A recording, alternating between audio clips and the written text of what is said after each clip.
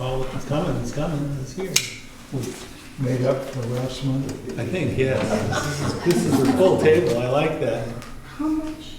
I didn't promise pizza either. So I'd like to call the meeting to order if I may. And it looks like I we mean, we don't have it in our hands. I don't know.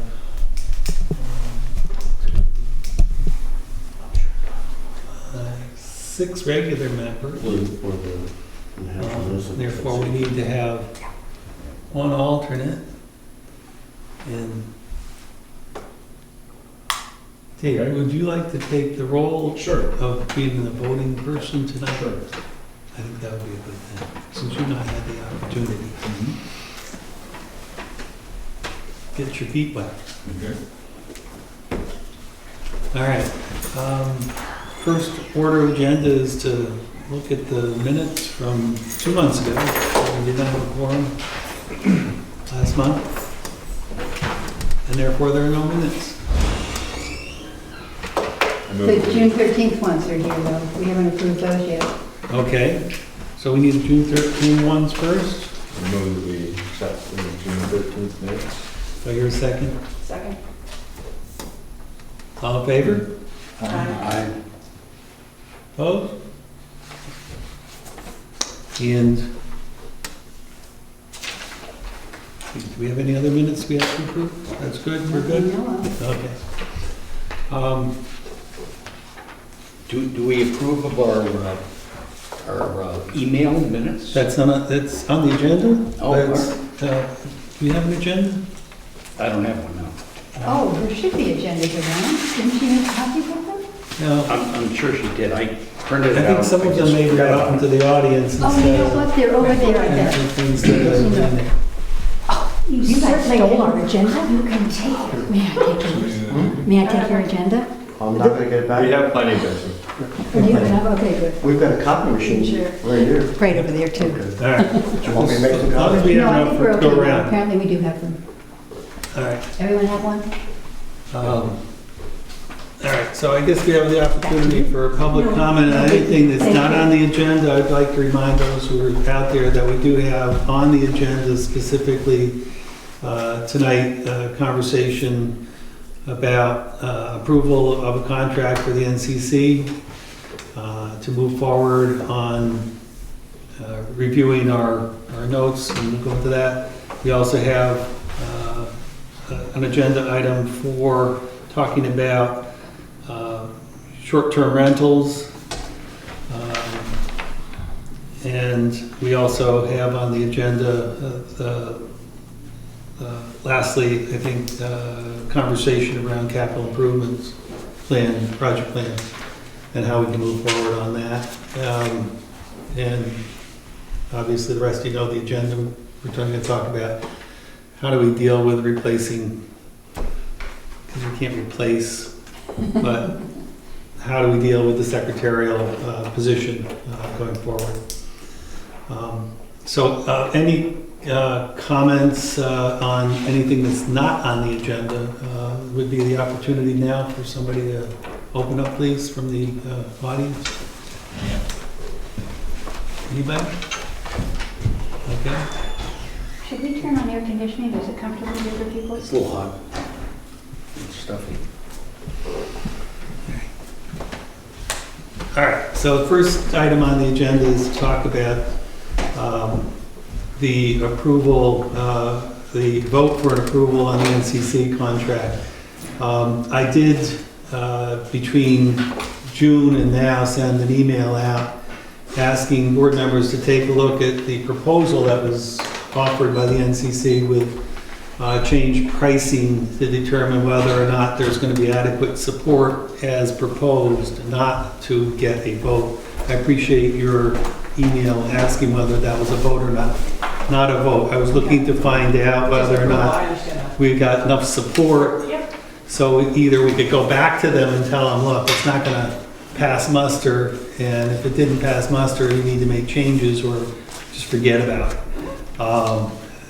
With the intention to vote on it when we all assemble. So my point is that we got enough information from enough folks saying, yeah, that it was okay as is.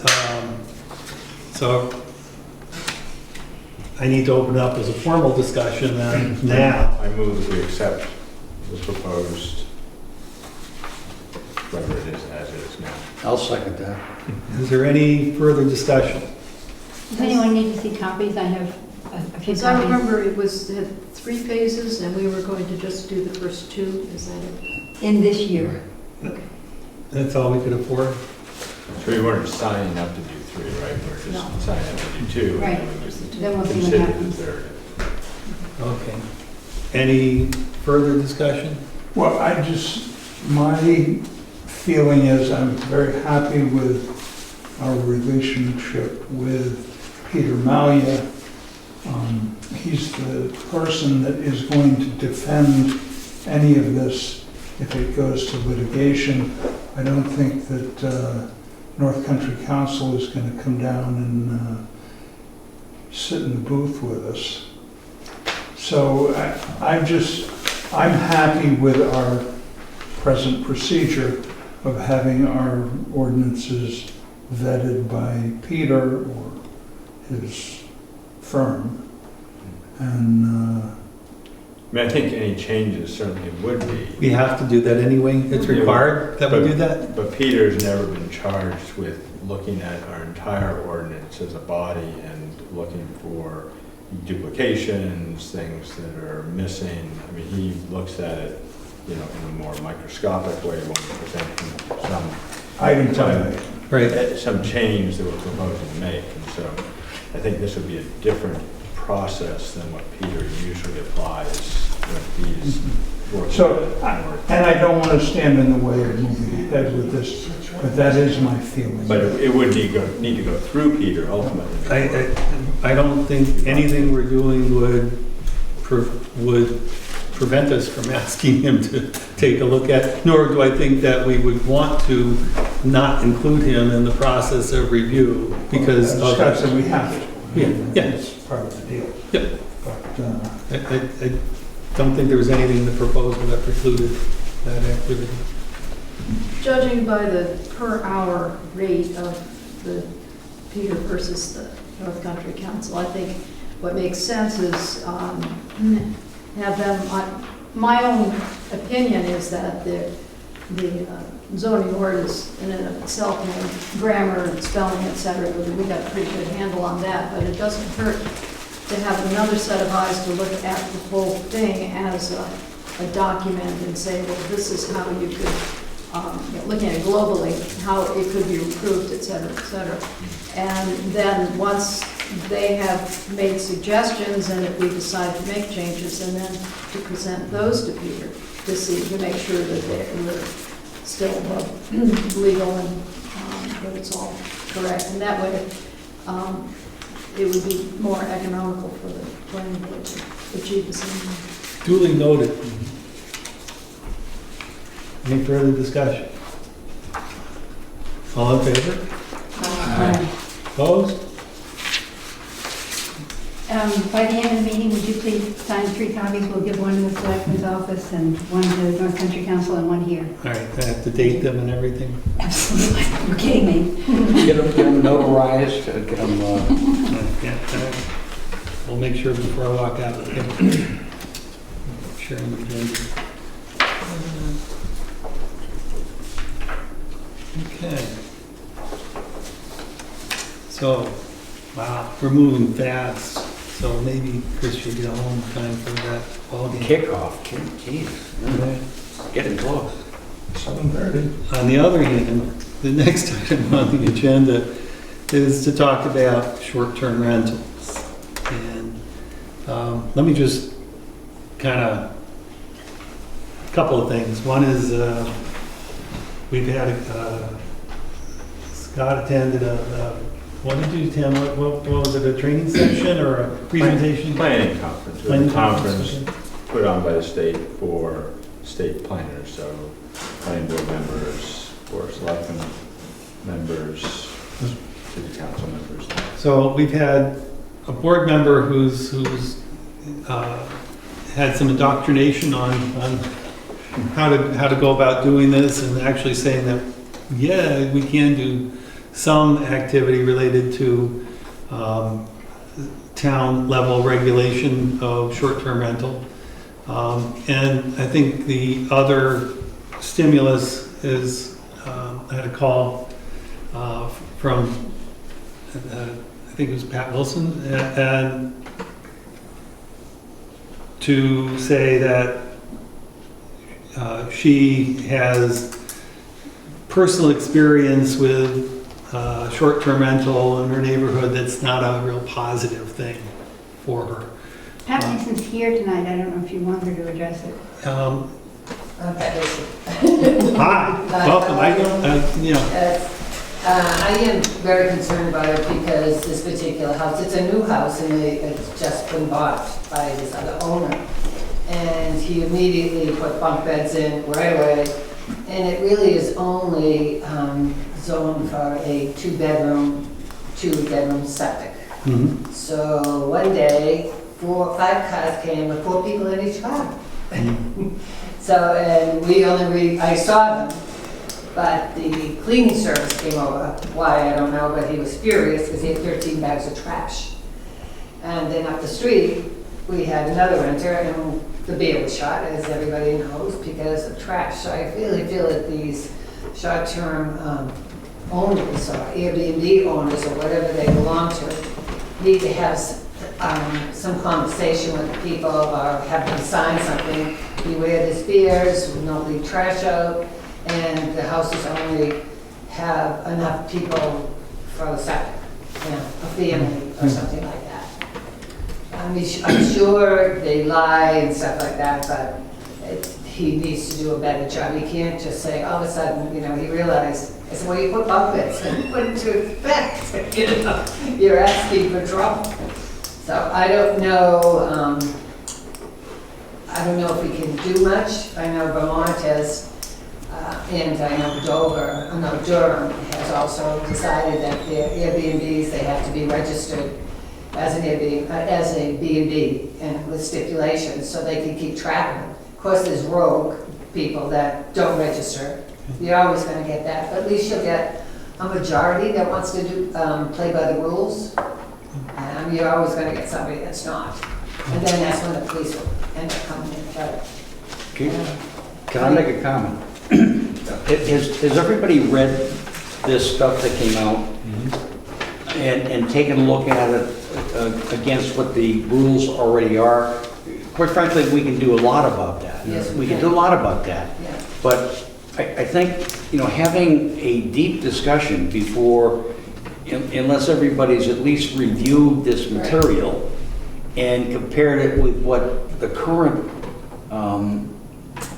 regulations that the planning board has, I think we need to do that before we have a deep discussion. I think it's great to bring it up. Absolutely, we can do something. I think most people here, from what I've heard, are willing to do something, not eliminate it, but at least put down some rules and regulations that would prevent that kind of thing happening and holding the owner of the property really responsible. So Right.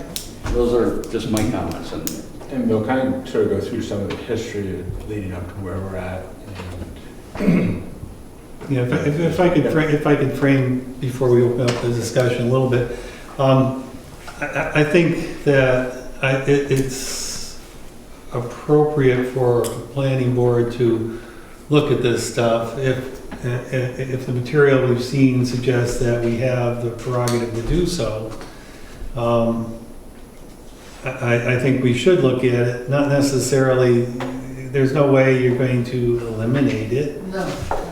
Nor would we, I think we want to. I think people should enjoy their property and they should be able to use their property in a manner which is acceptable to the community. And that acceptability should have some limits relative to making proper use of your property. I think that's why you have a planning board in the first place, is to ensure that people are making an effort to purchase a property and then make use of it in a manner that's acceptable within the community standard. Right. And that's what a planning board is, and that's what it does. Well, basically, these houses are what they call change of use. They were a family home and now they've changed. But Yeah, that's what, I think yes. they should have some regs on it. You know, that's all. You're not gonna change Airbnb, it's like a $25 billion company.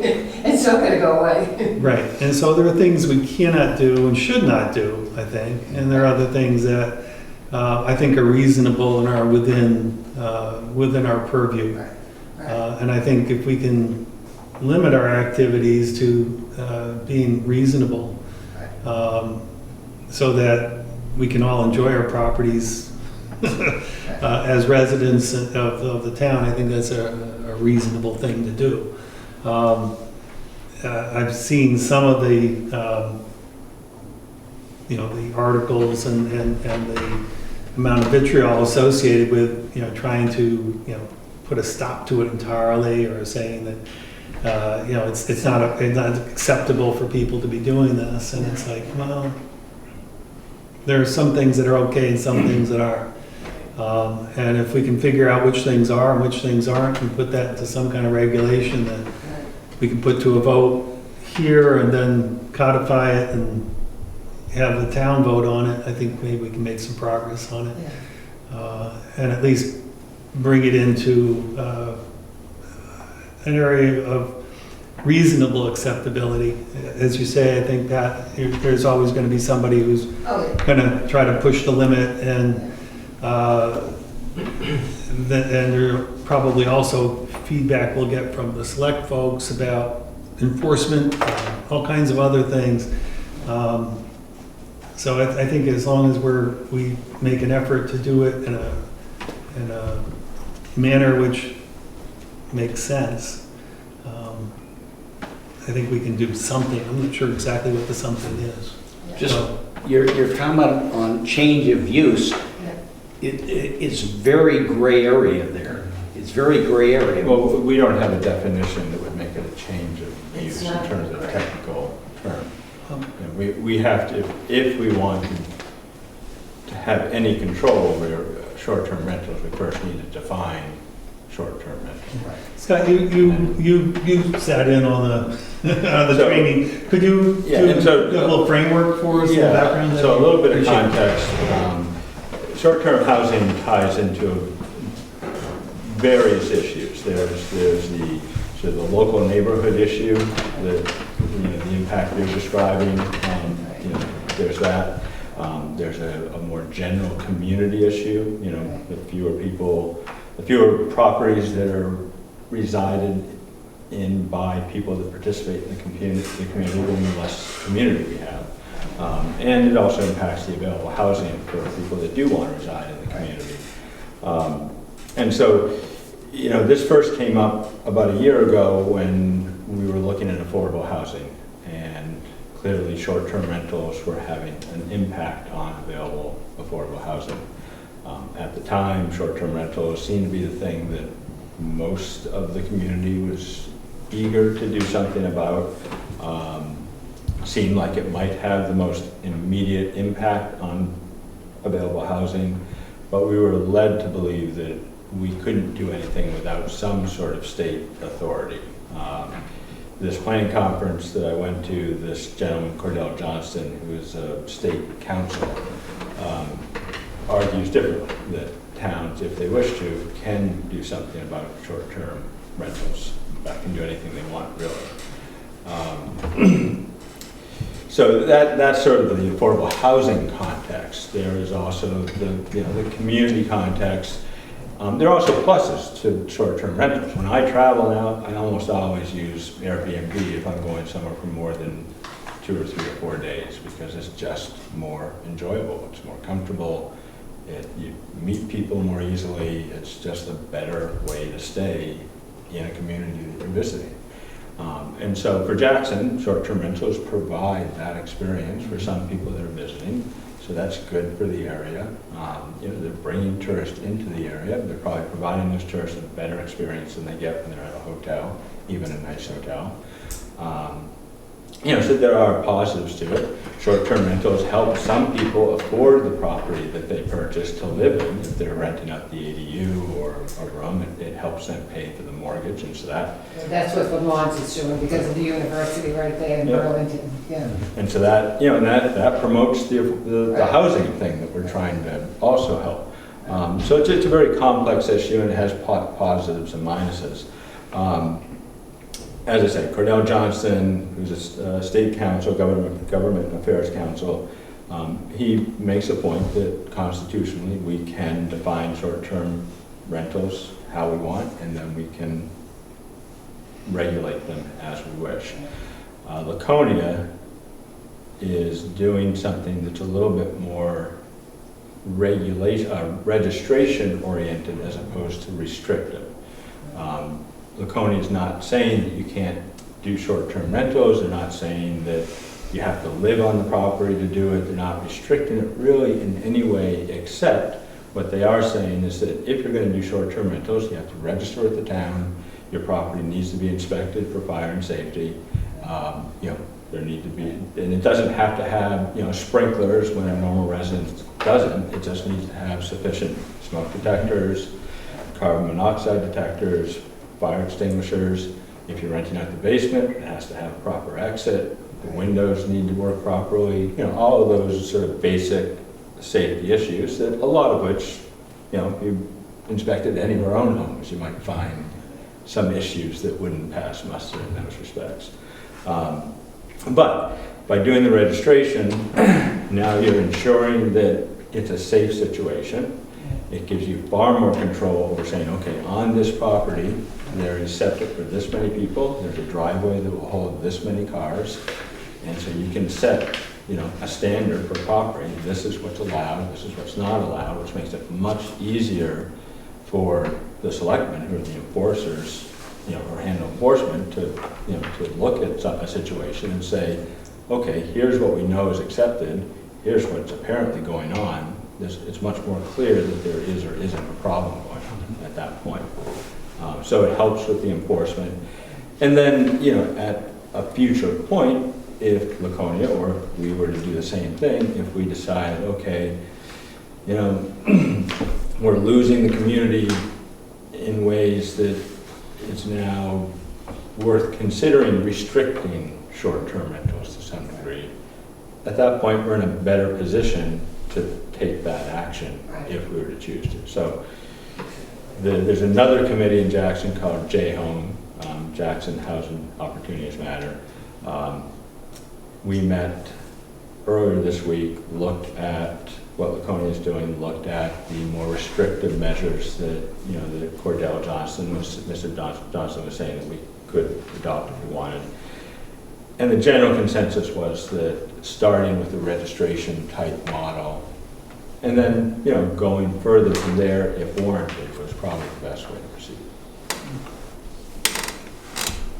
And didn't he say at one point that if we did define change of use, that it could be labeled a change of use because really it becomes a commercial use rather than a regular residential use? I think things get more sticky when you do that. I think if you just, what Laconia does, their definition is very simple.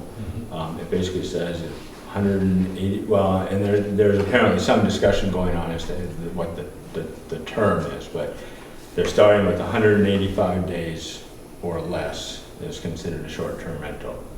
I think we might want to shorten that a little bit. That seems a little long, but 185 days or less, and in a location that's clearly not really a business operation. And I know that sounds gray, but in reality, it's pretty clear. Your ability to look at a property and say, that's an inn, that's a hotel, that's a motel, even that's a bed and breakfast, it's pretty apparent that that's what that property is. When you look at a residence that's being used for Airbnb, it's pretty clear that that's what that property is. It's not, there aren't many properties that you would wonder, is that a bed and breakfast or is that a residence being used for Airbnb? So I think that kind of definition is pretty clear as to, is this or is this not a short-term rental property? And so that's really that's almost their entire definition for short-term rentals. And then, as I said, they then say, if you're going to do short-term rentals, you have to register with the town, you have to be inspected, you have to have proper safety equipment, proper parking, etc. Parking, trash, noise are all pretty straightforward. Loading is that's the place where you're gonna have to come up with the words, because I'm not sure where septic approvals help us a lot, because they go by the bedroom. Doesn't say how many people you can cram in a bedroom. No, but if you go in and you find that they put bunk beds in additional rooms, I think you would then... Right, but in the bedroom, say it's a big 3-bedroom house, but they put in 2 bunk beds in each bedroom. So all of a sudden you've got, I think that if we dig deep, and Burr might be able to help us, but when they say bedrooms, they are assuming so many occupants per bedroom. right, so many gallons of Right. effluent. So many flushes a day? I think it's 100 gallons. They can put You the have to start counter in somewhere. there. Have them hold it in. In here, Boys go out back. it does state 2 bedrooms, 4 people in this, that Scott had come across. But, what I'm seeing in town, and the building inspectors on top of this too, is people will come in with a 2-bedroom, 2 septic. They advertise on the Airbnb, it's 3 bedrooms. Right. And I brought up to a real estate agent the other day, the property for sale, and I said I was hoping he'd be here tonight because he's really against Airbnbs. And I said, this house advertises, doesn't advertise bedrooms, but it says lower level sleeps 10. I said, how many bedrooms are there in this house? And he was going to, I haven't talked to him since they went, but it's listed in the paper. And that's what I'm seeing. And Tim DePietro, I was hoping he'd be here tonight because he's actually selling his house, and a good reason is because of the 2 Airbnbs in Kearsarge. I think we've all read about that. He's moving to Jackson this fall. He doesn't want to come here and run into what he's run into in Kearsarge. And the person who came to the J-Home meeting 2 nights ago mentioned that in his neighborhood, the owners of a house put in, I believe he said 15 beds, shortly after buying it, I guess, and it's rented out on a regular basis. So there's no way I think it's a 3-bedroom house. It just can't be considered a 3-bedroom house. The beds aren't all in the bedrooms either. They're in many different rooms. Sitting in here though, anything over 4 people, then you go to 3 bedrooms and something about a sprinkler system. Yeah, I mean, That's on the square footage. It's like 2 people for 200 square feet. I think that's something you could easily regulate if the owner has to register. And, this is the amount of people that you're allowed in your house, period. End of story. Yeah, have to figure out. And you can be fined. I think based on what I saw, you're right, it's squirrely. Because there's probably no one here that's not had a situation where they've had, all right, a family's coming up for the weekend, and the family's, 3 uncles and 2 cousins, and, you end up with a dozen people in a 2-bedroom house. And it's not for a rental purpose, but you end up overloading the property. And I don't know how that's anything different for somebody who's got but if you're doing short-term that rental or once in a blue moon versus someone that's doing it every night. Right. What I'm saying is that in order to do it well, we have to, I think, cut a fine line in terms of how we define it and how we work it. Well, if they're taking money. Yeah, if you're charging for it, that's a lot different than personal care. I always charge my cousins. I don't. I don't stay for free. You just charge it, But they have to buy- your hotel room. They have to buy the beer and the wine, that's the, See, so there's a price to be paid, yes. But I think you would get around that in that if you have it registered, you would be Mhm. registered for this many people, Yeah. this many cars, and so on. And if they're blatantly ignoring that, then you have grounds to Well, then if you have a parking problem or a noise problem, and you go in to investigate it and say, oh, there's 18 people here. Then you go to the owner and just say, you're done. It won't solve It's every not single perfect. situation, but it can only help. I guess what I'm suggesting is we just need to do it well. Yes. We need to figure out a way to make sure that from a enforcement perspective, that it's reasonably clear if we need to get there. My preference obviously would be to, create the gateway at the front end. So as you're saying, if you have the listing set so that, someone doesn't say it's for 12 people when it only should accommodate 6, as a for example, and hopefully limit on the front end the kind of abuse that it obviously occurs. If you end up with 15 beds in a house and you're advertising sleeps 20, and it's a 3-bedroom house, that's, there's automatically, you're setting yourself up for failure. So yeah, if we could figure out some way to work the regs to put a front end gate, that would be good. Bill, that was sort of my question, because what it says here is the place to start is where your regs are right now. Hmm. So have we had Melia look at them? Or do we need him to look at them? I mean, how we do can we? look at them. I remember looking at them and See, I didn't know where to did look. much for us, but Let's start at page 1 and look at it. I think having the building inspector here, to talk through a lot of this would be very helpful. Because that's who's going to be at the point of all and the this. police, I mean, that's Yeah. noise or parking, we're gonna call the police. So we're not gonna solve this tonight, I understand that. No.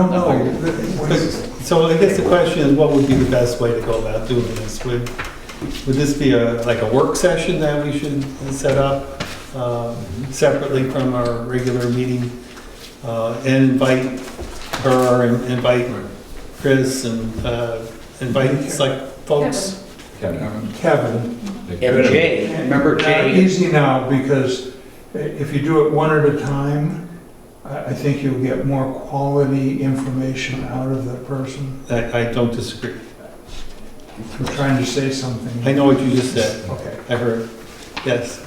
So I guess the question is, do we as a board feel that we wish to move forward on this and make this a priority for this year? I think definitely, but I think it's, a couple of steps. I don't think this is gonna be solved in the next meeting and the next meeting. Oh, no. What I'm talking about is, the process we have, there's nothing we do does not go before the town for a vote. And we don't make the decisions, we simply propose. We try to craft out the words. And we try to help we will have to have some public hearings on this, we'll have to get some input from the community, we'll have to get some input from the folks who would be involved with the process. And we For need to sure. build an understanding with them somehow. Sarah's great at writing information pieces. When it gets to the point where we need to do that kind of thing, she'd do a great job with putting information out to people. maybe. Boy, she just passed that off to you, didn't she? She's leaving. I was gonna say, that sounds like a secretarial thing. She's leaving town, that's why. I know. And also just to, to get You might find no get community advertisers, feedback on this, to make sure we're, when we do try to, set the guidelines, that we're addressing people's concerns, either not being enough or being too little. One or the other. I can't imagine other things other than people saying, no, we ought not to be doing this to begin with. And my feeling is that, yeah, we ought not to be doing this to begin with if we didn't have any problems at all. And, you know, not having heard a lot of noise about this, I would say that, you know, okay, maybe we don't have a lot of problems.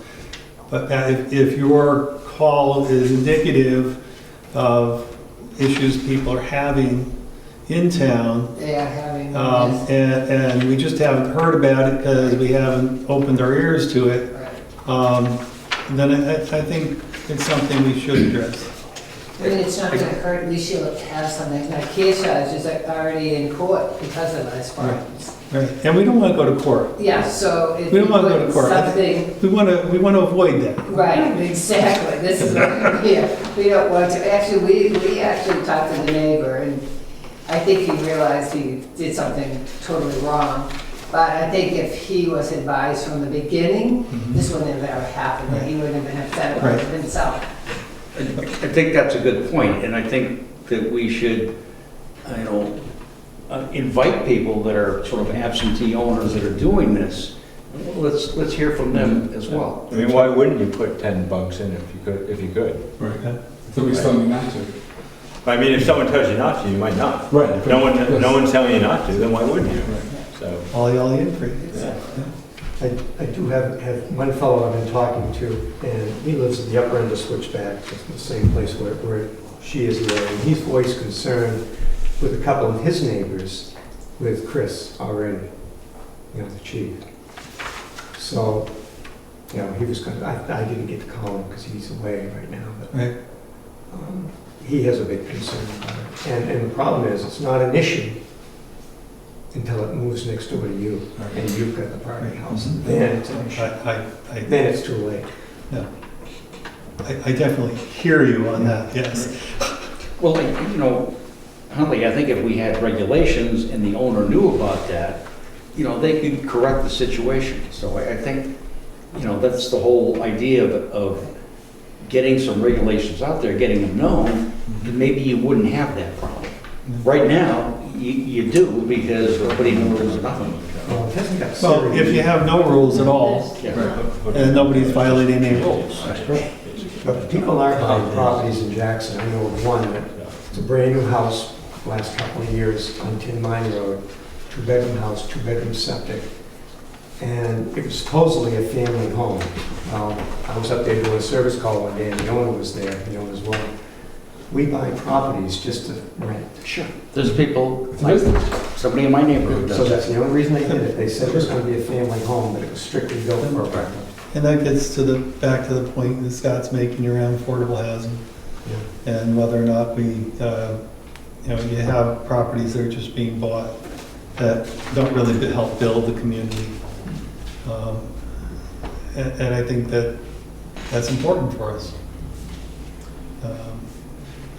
To not just simply be a resort town. And the folks in Telluride have this issue to the nth degree. And I've read it relative to the affordable housing. There you can't even rent a closet for less than $1,000 a month. And that will, literally a closet. And people who are working there on a seasonal basis are doing that in order to just be able to be there.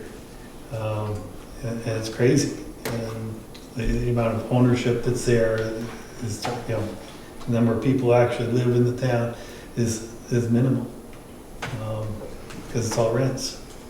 There's a big difference between a non-resident Airbnb and a resident Yes. Airbnb. If you live in that house and you go stay with your cousin who doesn't charge you on Columbus Day weekend, and you can rent your house out, that's a big help. But if you're just buying a property to create the Airbnb, that's a different Yeah. story. And Laconia is sensitive to that issue in particular because of Bike Week. You know, Mhm. many people in Laconia rent their places out during Bike Week, Right. because they'd actually like to get out of town during Bike Week. Sorry. But it's also a way for them to pay for their Sure. mortgage for the entire year or their property taxes. Yeah. And so, you know, they were very cognizant of that particular activity in crafting something that wouldn't impinge on that. Could that be why they had such a long time? Because It may if be. we rent out one house just for a month, Mhm. once a year, that's 30 days, Right. versus somebody that's renting it out every weekend Mhm. or every Yeah. week. Well, and I don't know if that length of time is that cumulative or, you know, per stay, or I'm not sure how they actually define it. They said like 12 stays or 185 days, whichever came first. Oh, okay, so it must be cumulative. Sarah, you come across anything that we have? Yeah, I Well, just went through and actually I was starting to Okay. make a list as we were Brief talking as- here. Briefly, I guess what I'm Yeah. thinking is that what I'd like to do is take this kind of offline, if you will, and set some working sessions. We'll have to figure out what that is and what the schedule is for them, but between now and I think December, we could probably get a couple of meetings in for the planning board specifically, and then open it up to public hearings following that, so that we can pull something together in time for next year's voting process. Speaking to Chris's concern, which is also in the literature that Scott sent us, is to go through what's in your ordinance already. And I just, as we were talking, flipped through it, since I've been through this ordinance more than once, that issues where we'd have to have a look to make sure that things are consistent would be the definitions are customary home occupation, which you could stretch to say would include Airbnb. What page is that on? Page 2. Okay. Okay, if you have your ordinance with you, I do. I got some of the, okay, page 2 is in the definitions, customary home occupation, and then we have definitions for hotel, motel, and on page 3, definition of lodging house, and then motel, and skipping down through. And hotel motel is very broad, it's simply transient lodging. Right. And may provide additional services May. such as restaurants, meeting rooms, recreational facilities. There also is definition of time sharing. I didn't read it, it's several lines long, but that might warrant having a peek at. And then we want to go to uses permitted for the rural residential district, that's on page 6. And it's essentially single-family residence, multifamily residential developments, clusters, and then you also have accessory apartments. And then the other uses are all other than, and then customary home occupations. And then we have regulations on setbacks, and then village district uses, where you've got all the uses in rural residential, and then restaurants, professional, commercial, stuff, hotels, motels, lodging house, etc. for, that would be for the village district. Sarah, I did look Yeah. through, and when I did look through, I did not see anything that is as specific as some of the material outlined from Scott's. I agree. I don't think we have anything, I don't think we have STR in our document, period, or short-term rentals. We don't have anything specific to that. We have things that talk around it, but nothing. Or talk about similar topics, but reason I'm going through this is that if we're going to do something with short-term We would rentals, have I to. want to make sure that it fits in with what was in here already, and if there's conflict or gray area, that we really should. We'd have to resolve it, yeah. Right, we need to resolve that. And so, look back at our accessory apartments section, and But I don't think there's anything in there that has any so we real would just have to. sense or flavor of what the short-term rental market or Airbnb or VRBO offers. The closest one would be this customary home occupation. It's an industry or occupation carried on exclusively by a resident of the premises, entirely within the building and employing not more than 3 people, providing such use is secondary to the use of the premises for dwelling purposes. That does define as a resident of the Exactly. premises. Yeah. As opposed And to not- somebody saying, hey, come And not on. necessarily the owner of the premises. Yeah. Right, resident, and so that you would have somebody living there, and then the occupation would be renting out a room. Yep. I think, So, That's a I mean, that's what I'm saying that's a real is stretch, but yeah. It is a stretch, It- but the way the words are, you could probably wiggle in. So why don't we clean that up? and that's a situation that we probably want to allow anyhow, because one, Right, it helps the person, helps someone afford a home. And secondarily, if they're living there, it's far less likely that it's going to be a party house with 20 people and 2 bedrooms, et cetera. Right. It's a self-controlling situation. But yes, we have to be But careful. your point's taken. And we have to be careful that we don't, that we don't have, that we don't negatively impact long-term rentals. Right. And we think perhaps that we need to sort of fit it in between what we already have, both on the transient side and the residence side. I don't think there's anything in what we're trying to do that would try to prevent people from making use of their property in a proper fashion. right. So we know what we mean by customary home occupation. Having your office there, people who want to telecommute and so on. Yep. And that's perfectly all right. But we want to separate that from short-term rentals as a Right. business. It's a different kind of business. So we'll have to be careful about how we do it. I agree. So, hearing no objection, we will do this. Sure. And we'll schedule some meetings, try to figure out when those might be, not this month. Did you want to set up a subcommittee for it? Well, I guess that, I volunteer. what do you guys think? Do you want to do it as a full committee, or you want to do it as a subcommittee? Does everybody want to be in? All y'all in for If it? everybody wants to discuss it, then we ought to go through it at regular meetings. Or we can also schedule Well, I think special we're going meetings. to have to schedule special Yeah, meetings yeah. so that we can. Well, why don't we start with a special meeting that involves everybody, and then if it seems appropriate at that point, we can What, schedule. what might be useful is that you have 2 or 3 people who want to draft something, draft a list of what the topics that need to be in the regulation or whatever, and then bring that to the full board so we have something to start with in our discussion. And I think what Laconia has is a pretty good starting point. Yeah. Gives us something to add to, whittle off, I think it's a good basis.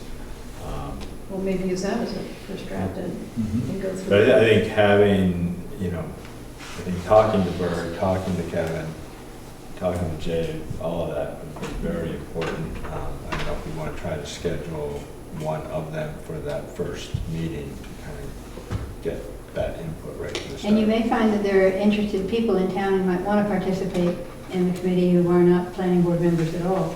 I don't know if you want to limit the participation or what. Certainly, people might attend and comment on it. Well, we could have like a general meeting and just, I would think we'd want to get started first, Yes. and so that we got our arms around it. Yeah. Because if you got a bunch of people in here just asking questions, and we don't know the answers, I think that would be detrimental. So I would say we get one There's maybe. public notice for a special meeting. Anyone can attend. Right.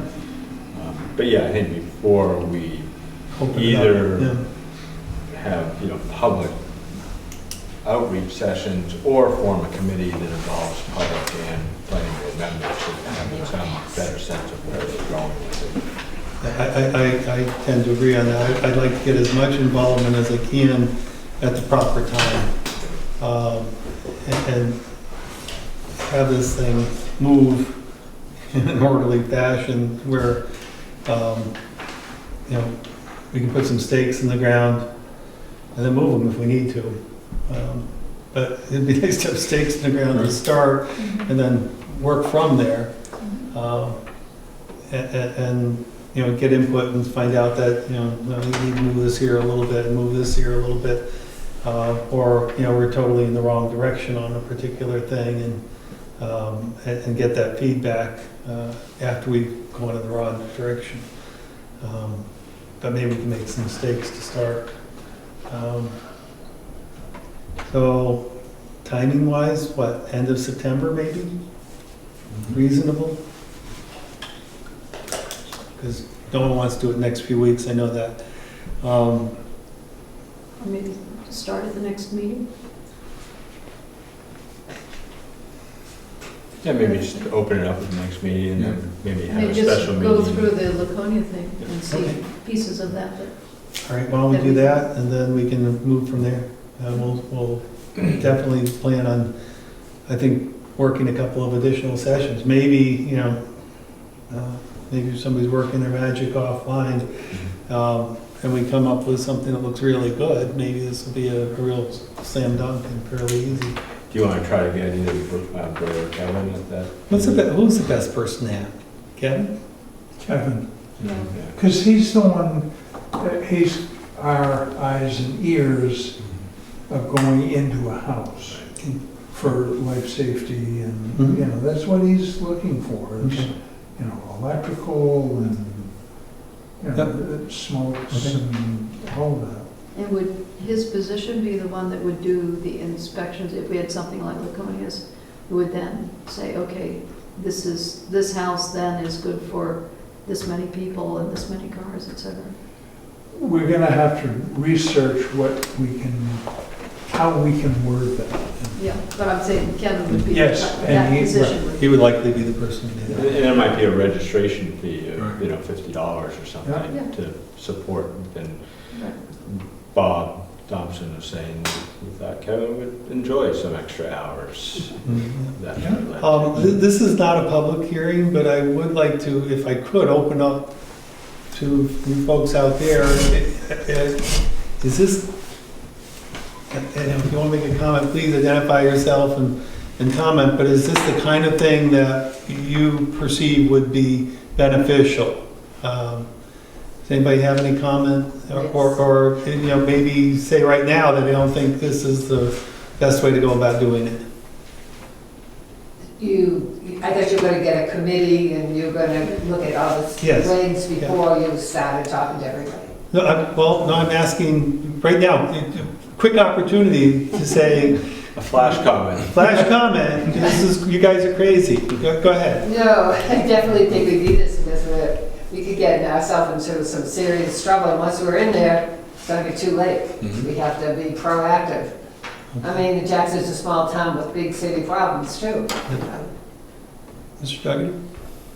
Just to suggest a procedure, start with speaking to your building inspector. He would be able to identify to you what issues there were, then ask the police department, not necessarily to show up because their time is limited, but maybe in writing comment on what issues they've seen with respect to this. But, I mean, just the way taxis have changed in the last 20 years, Jackson has always been a resort, sort of. It is. And, but by starting with the building inspector and identifying problems with the police, and then finalize that with speaking to your town attorney of what a proper method of addressing it might be. And that might be a procedure. I think we're going to have to touch all those points. I agree with you. But I think Dick's suggestion of not having them en masse, All at once, yes. I know what that would cause, and that would cause. It would cut into football. It would cause chaos, It's so already coming in. we don't want chaos. But Peter, the town attorney would be able to identify what RSAs would be enabling any legislation you might pass. Yeah. Or might offer. Yeah, I think we have a lot of work to do, yeah, I agree. Any other? Okay, I just want to make sure that I'm hearing out from there as well. All right, so we'll open up a discussion on this then next planning board meeting. See if we can get Kevin Taylor. And if we can get Kevin, that would be a good start, and And then I think I agree that any comments, Chris, certainly if Chris has the time, it'd be great to have him here, but if not, any comments he has would be yeah, helpful as well. very good. Right, he could list, if you couldn't get in, he could list the things for us to look at. Yep. And try to word. I think we could probably craft an email or to ask for some input. Good, thank you. All righty. Went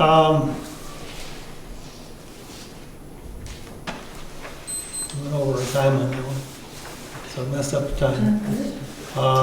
Best approaches for the planning board on the capital improvements plan. I think I was on that. We kind of left this kind of open last time. I thought it was not taken. And So I was under. my thought on capital improvements plan is that I think that if we go back a few meetings ago when we talked about this last, we have a fairly good outline of capital improvements from the folks that did the work on it the first time through and the second time through. And the select folks have been using that outline and process for a good number of years effectively. And I think that if I can just reiterate two things. One is that it's intended that we should be doing this every few years anyways to update based on what is prescribed by the RSAs. And also, when this was first done and followed up, I don't think all the things that we had on the plate then are similar to the things we have on the plate now. Things have changed. You move a decade forward and needs change, community changes, and new things pop up that we need to address that should be in the capital improvements program if we're looking forward for what our needs are in the community. I think they did a great job the first time through. My God, if you take a look where they started, there were so many things not done that have happened since that first process occurred. And that's great. And that says that it was very effective in what it did. I think we have a job to do, though, to take a look and try to figure out where are we now, what things have been that we didn't know we needed back then, we know we need now. And also perhaps have a forward-looking view on things that may be out there that we haven't thought about. I have some information from the highway department and the fire department. So when we sit down, I'd like to see where these figures fit in and what more we should request of these people. So, Dick, what I was thinking, but I'd like your input, please, because you are a critical person. And you too as well. I think this would be a good thing for a subcommittee. And I think you two guys, because you have experience in the select person seat, and you get to see everything every day. I do. And I know you've got an eye for these things. She's really good. She just doesn't tell you all that stuff. Would be perfect co-chairs. What do you think? I may as long as they keep bringing in mints. Co-share. Co-chair, yes. To Yeah. drive the thing. I'd be happy to work with Yeah. that. And because I think that this is the kind of thing that 7, 8, 9 people doing it all at once is like trying to herd cats. The one area that I think a larger or wider voice might be helpful is, you know, as I say at the capital improvements, you have sort of, you sort of canvass the various departments, what are their, you know, immediate needs, what are their future needs, and, you know, so that's part of it. But there are also capital improvements that have nothing to do with any existing department. You know, and, you know, the library, and we have a library trustees because of the little library, but, you know, some of what's happened has occurred because of interest in town in a particular project as opposed to a department, you know, being responsible in their day-to-day business. And so that's where I think, you know, there's sort of more pie in the sky type ideas, and I'll throw out assisted living facilities. Or better use of the ball field and, you know, Right. I think that's part of it too. But I think that's where the wider voice of. I don't disagree. I think the purpose of a subcommittee is to have a couple of people driving Mhm. the process instead of having the full board driving the process and giving them the opportunity. And obviously, you're going to need to outline what kinds of things you want to, you know, think we need to accomplish. And I think the full board gets the opportunity to be more directive, as you suggest. You're not doing this, or you're doing too much of that, or you can never do too much of some things.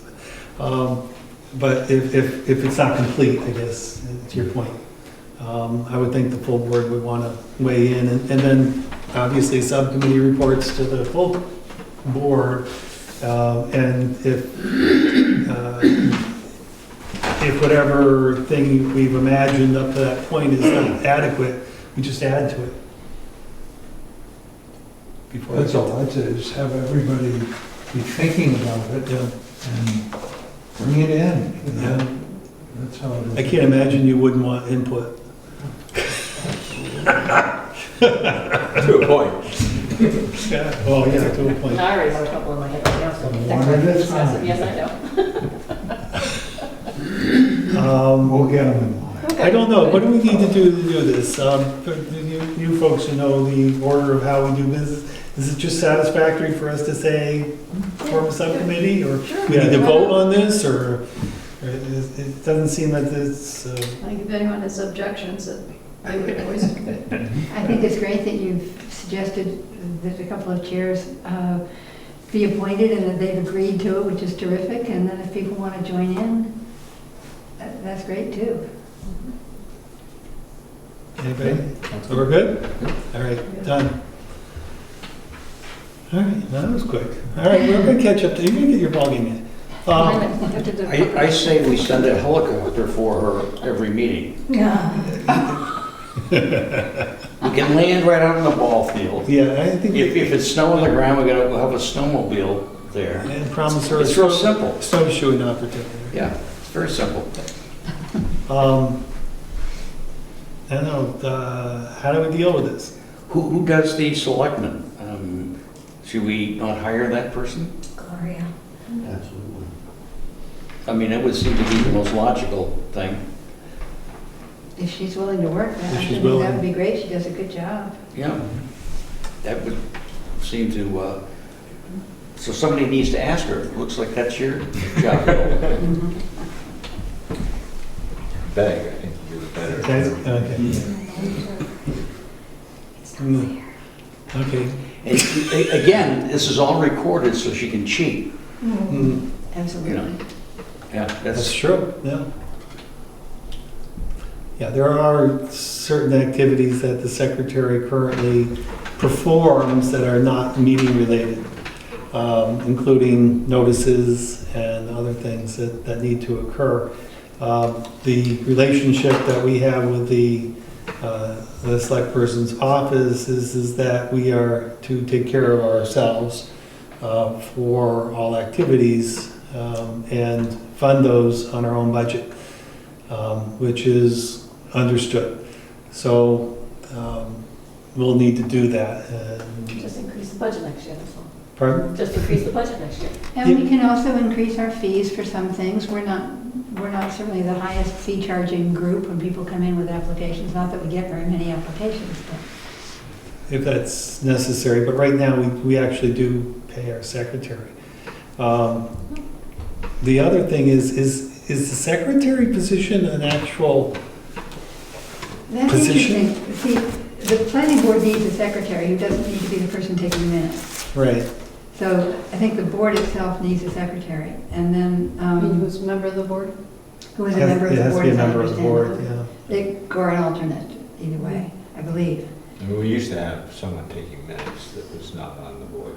Right. And So, then the question is there anyone interested in taking the position of secretary? You don't have to raise your hand right now. Speak right Think up. about it, but if you're really excited about doing it, let me know. And if not, we'll have to have a nominating committee.